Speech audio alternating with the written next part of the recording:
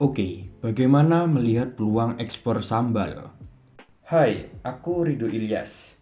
Saya Sania Kurtayu. Nama saya Alicia Nugrahani. Nama saya Jihan Salsabila. Saya Tita Ditama. Jadi, ceritanya kita mendapat tugas untuk mencari informasi peluang ekspor produk UMKM yang sudah jalan selama 3 tahun dan ingin untuk melakukan ekspansi ke luar negeri. Bisnis yang kita ambil yaitu sambal kemasan dengan tujuan negara Amerika. Sambal selalu ada di meja dapur karena obsesi negara Indonesia dengan rasa pedasnya. Sambal selalu hadir dengan lauk apa saja untuk melengkapinya. Kebiasaan menjadi ciri khas masyarakat Indonesia ini bahkan tetap ada ketika mereka diharuskan pindah ke luar negeri. Sambal selalu dibawa untuk mempertahankan rasa pedas dan mengikat kenangan dengan tanah air dalam upaya beradaptasi dengan lingkungan yang asing. Potensi merasakan asli Nusantara ini untuk menjadi primadona baru di luar negeri tentu saja bisa diacungi jempol. Mengingat Indonesia memiliki begitu banyak ragam sambal.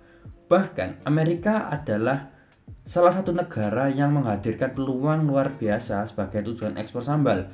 Potensi pasar ekspor sambal Indonesia di Amerika Serikat bersaing dengan saus cabai dari negara Asia lainnya. Pada bagian cognitive map sendiri yang akan kami sampaikan adalah yang pertama ada strength, yang kedua ada good market reaction, yang ketiga poor market reaction, keempat ada rapid prototype, dan yang terakhir market reaction. Masing-masing poin ini akan dijelaskan oleh kami kelompok 3. Untuk strength yang pertama yaitu sebanyak 142.000 warga negara Indonesia tinggal di Amerika. Data ini diperoleh dari Kemlu atau Kementerian Luar Negeri yang berada di Amerika.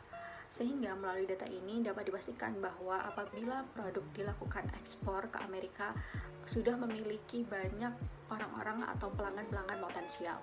Yang kedua yaitu adalah dukungan pemerintah melalui kegiatan ekspor untuk UMKM melalui program Gernas BBI atau dikenal dengan Gerakan Nasional. Ini terbukti bahwa pemerintah secara nyata mendukung untuk UMKM ikut serta membangun negara melalui perdagangan secara global untuk meningkatkan pendapatan dan perekonomian negara Republik Indonesia. Kelemahan atau weakness yang dihadapi ketika melakukan kegiatan ekspor sambal ke luar negeri. Yang pertama, dilansir dari sitidata.com, kebanyakan orang Amerika memiliki toleransi yang rendah terhadap makanan pedas. Bahkan mereka jarang menggunakan saus atau sambal sebagai pelengkap hidangan. Selanjutnya, berdasarkan idquora.com, masyarakat Amerika Utara tidak mengonsumsi makanan pedas dikarenakan bukan bagian dari budaya dan kebiasaan mereka. Kelemahan yang terakhir yaitu tidak tahan lama jika penyimpanannya tidak sesuai aturan penyimpanan. Hal ini disebutkan dalam situs web vinafood.com. Berikut ini adalah beberapa kesempatan yang dapat dimanfaatkan seperti berkembangnya media promosi yang bisa digunakan untuk mengoptimalisasi penggunaan platform digital. Pernyataan ini dilansir dari Kemenkop UKM. Berdasarkan artikel dari antaranews.com, permintaan yang tinggi menjadikan sambal dari Indonesia diminati oleh pasar internasional. Dilansir dari jurnal Pengabdian kepada Masyarakat, industri makanan dan minuman diproyeksi menjadi salah satu sektor utama yang menopang sektor ekonomi nasional. Berikutnya Datrits. Yang pertama, kenaikan bahan baku dilansir oleh news.detik.com. Yang kedua, munculnya produk sejenis. Yang ketiga, tingkat persaingan yang sangat tinggi dilansir oleh kemenperin.go.id. Yang terakhir ada selera konsumen yang berubah. Selanjutnya ada market reaction yaitu good.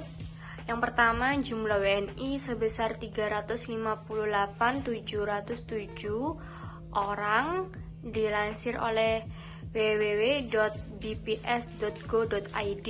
Yang kedua, sambal kemasan bertahan sampai dengan 2-3 bulan dilansir oleh www.kompas.com. Yang ketiga, praktis dibawa kemana-mana karena sambal kemasan juga terbuat dari bahan baku yang mudah dilansir oleh mediani.com. Kemudian bad reaction. Orang Amerika tidak suka dan tidak bisa makan sambal yang berbau pedas-pedas. Ya, itu karena sambal bukan budaya mereka. Kecuali kalau mereka dari kecil atau dari umur berapapun sudah biasa makan sambal. Karena ada beberapa case orang Amerika memang sudah dibiasakan dengan makan sambal di lingkungannya, sehingga mereka juga ya bisa memakan sambal. Sedangkan mayoritas di sana itu dengan budaya tidak ada sambal, tidak bisa makan sambal. Jadi ya mereka tidak bisa makan sambal. Seperti itu. Yang akan menjelaskan mengenai informasi yang kami peroleh mengenai produk yang akan kami ekspor ke wilayah lain, yaitu Amerika Serikat. Berikut yang pertama, permintaan tinggi serta tingkat pertumbuhan sangat besar membuat Amerika Serikat menjadi destinasi ekspor utama bagi produsen makanan dan minuman, yaitu sebesar 9,46%, sehingga membuat pasar produk Amerika Serikat sangat kompetitif.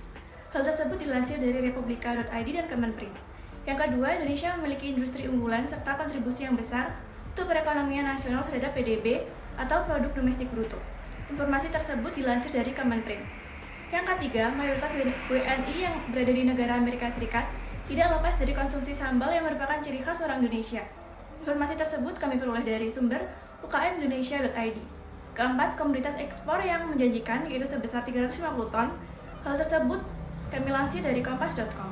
Terdapat beberapa poin penting yang telah kami bahas mengenai cognitive map dari produk kami, seperti kekuatan dan kelemahan produk, serta informasi-informasi yang mendukung yang bila mana nanti akan diekspor ke negara Amerika Serikat.